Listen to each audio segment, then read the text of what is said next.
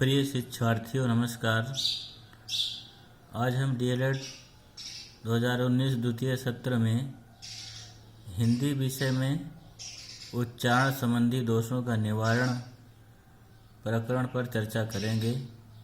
तो जो उच्चारण संबंधी दोष हैं वह गद्य एवं पद्य दोनों के पठन वाचन से संबंधित हैं। तो देखिए आप, शुद्ध उच्चारण का तात्पर्य मानक उच्चारण से है। उच्चारण शिक्षण के संबंध में ध्यान देने की बात यह है कि उच्चारण शिक्षण के समय मात्र ध्वनियों तथा वर्णों पर ही ध्यान न देकर शब्द और वाक्य स्तर पर भी शुद्ध उच्चारण के विषय में ध्यान आकर्षित कराया जाना चाहिए।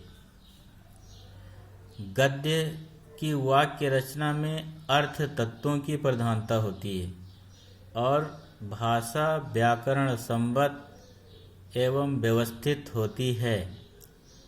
पद्य का संबंध संवेदना, भाव, रागात्मकता एवं कल्पना से है। अतः प्रशिक्षु को सर्वप्रथम सस्वर पठन, शुद्ध उच्चारण, आरोह अवरोह तथा प्रवाह का ध्यान रखना चाहिए। तो प्राथमिक तथा माध्यमिक की कक्षाओं में बालक उच्चारण संबंधी जो अशुद्धियां करते हैं उन्हें निम्नांकित बातों पर ध्यान देकर दूर किया जा सकता है। तो इसके पहले बताया गया कि उच्चारण का तात्पर्य मानक उच्चारण से है। मानक अर्थात चाहे वो ध्वनियाँ हो, चाहे वर्ण हो, चाहे शब्द हो, चाहे वाक्य हो। तो उच्चारण केवल ध्वनियों एवं वर्णों तक ही शुद्ध नहीं होना चाहिए।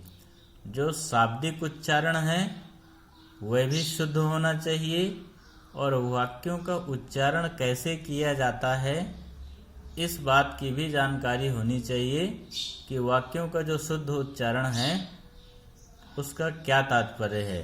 यानी वाक्य में कहाँ पर किस जगह कितना रुकना है, कहाँ यदि पद्य शिक्षण है तो किस जगह आरोह लेना है, कहाँ पर अवरोह चाहिए, कहाँ पर यति विराम लगना है, आदि बातों का ध्यान देना बहुत ही आवश्यक होता है।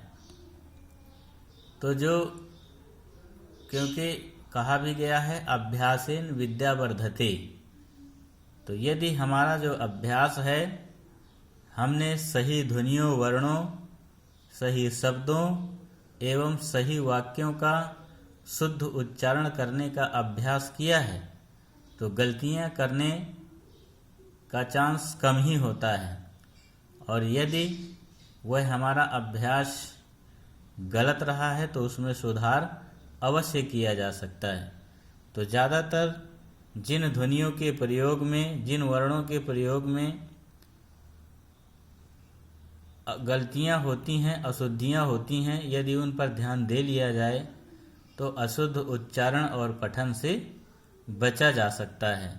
तो यहाँ पर कुछ उदाहरण के तौर पर वर्ण रखे गए हैं और उन वर्णों का प्रयोग किस रूप में होता है, किस रूप में सही है और किस रूप में गलत है, इसका भी जिक्र किया गया है।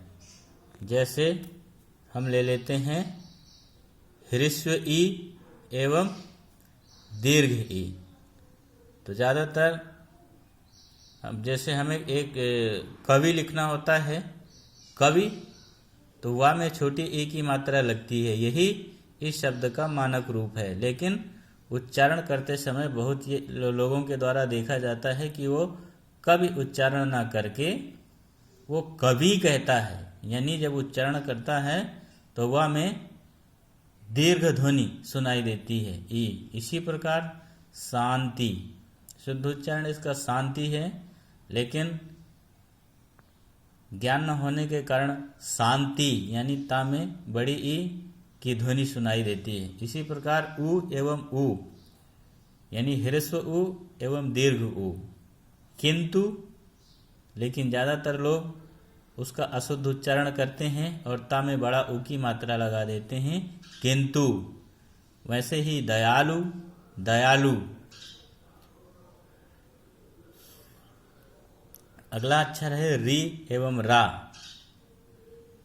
इन ध्वनियों में भी बहुत सारे लोग गलतियां करते हैं। जैसे हमें वृक्ष लिखना है वृक्ष, तो यहाँ पर वा में री लगेगी, री स्वर है और रा व्यंजन है।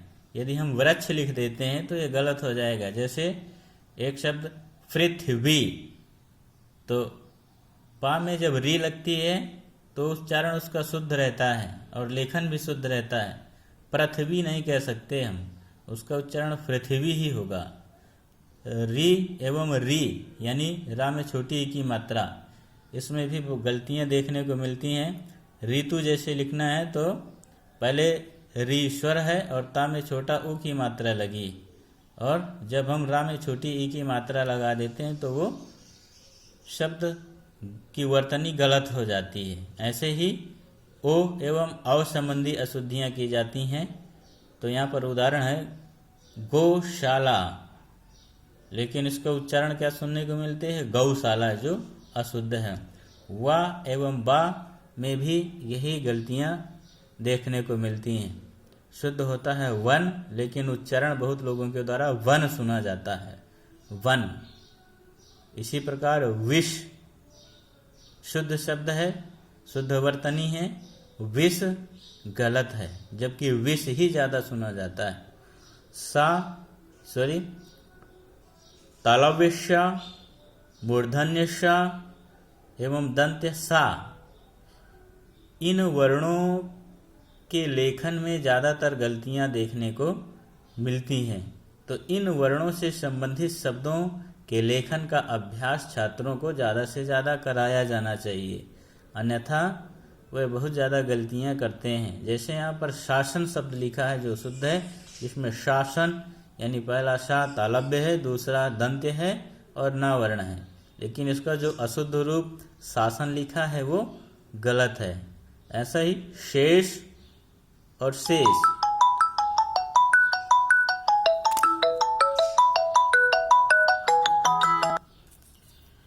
अगला है ध्वनियों को पलट देना। ये बहुत गलतियां देखने को मिलती हैं। जैसे यहाँ पर लिखा है चिन्ह और दूसरा चिन्ह, तो इस ध्वनि में आधा हा है, ना कि आधा ना। पहले आधा हा, दूसरा रूप लिखेंगे तो पहले हा में हलंत लगाएंगे और ना अलग से लिखेंगे तो वो चिन्ह बनेगा। लेकिन जब हम उसको आधा हा की जगह आधा ना कर देते हैं तो वर्तनी गलत हो जाती है। इसी प्रकार व्रह्म, व्रह्म पहले हा की ध्वनि आती है, बाद में माँ की है, लेकिन अभ्यास न होने के कारण, ध्वनि का ज्ञान न होने के कारण पहले हम आधा माँ लिख देते हैं और बाद में हा, जैसे अशुद्ध रूप में ब्रह्म लिखा हुआ है। तो द्या एवं धा, इसमें भी बहुत सारी उच्चारण संबंधी त्रुटियां सुनने को देखने को मिलती हैं। जैसे यहाँ पर द में हलंत और या द्या, विद्यालय शब्द लिया हमने, शुद्ध रूप है, लेकिन उच्चारण करते समय बहुत सारे लोगों को विद्यालय सुनता, विद्यालय उच्चारण करते हुए सुना होगा, विद्यालय विद्यालय, तो ध्यान न होकर के द्या होता है। तो ऐसी छोटी छोटी गलतियों पर ध्यान देने की आवश्यकता होती है और बच्चों का उच्चारण सुनना बहुत जरूरी होता है कि वह कैसा करते हैं। अगला वर्ण है छ एवं छ, ख। तो पहला जो छ है वो तालव्य है और ये जो ख है वो संयुक्त व्यंजन है, जो क एवं मूर्धन्य श से मिलकर के बना हुआ है। तो जब हम क्षमा लिखते हैं, क्षमा, तो ये रूप सही है, लेकिन इसके आगे तालव्य छ नहीं लिख सकते। ऐसे ही परीक्षा, परीक्षा, अच्छत का अच्छत मीन्स होता है चावल, और अच्छत ये अशुद्ध उच्चारण है। तो ऐसे ही छोटी छोटी गलतियों पर ध्यान दे लेना चाहिए। तो यहाँ पर एक हमें ये भी उदाहरण बताना था ध्वनियों को पलट देने में। जैसे हम उच्चारण करते हैं ब्राह्मण, ब्राह्मण में ह पहले आता है जो शुद्ध रूप है, ब्राह्मण नहीं लिख सकते। यदि ब्राह्मण लिखेंगे तो वर्तनी और उच्चारण दोनों गलत हो जाया करते हैं। इस प्रकार प्रारंभिक स्तर पर ही चाहे गद्य हो या पद्य हो, दोनों के उच्चारण में बच्चों को पढ़ने का अभ्यास कराते समय उनके मुख से निकलने वाली जो अशुद्धियाँ होती हैं उनका विशेष ध्यान दिया जाना चाहिए, ताकि बच्चे आगे गलती ना कर सकें। तो धन्यवाद प्रशिक्षुओं, नमस्कार, आज यहीं तक।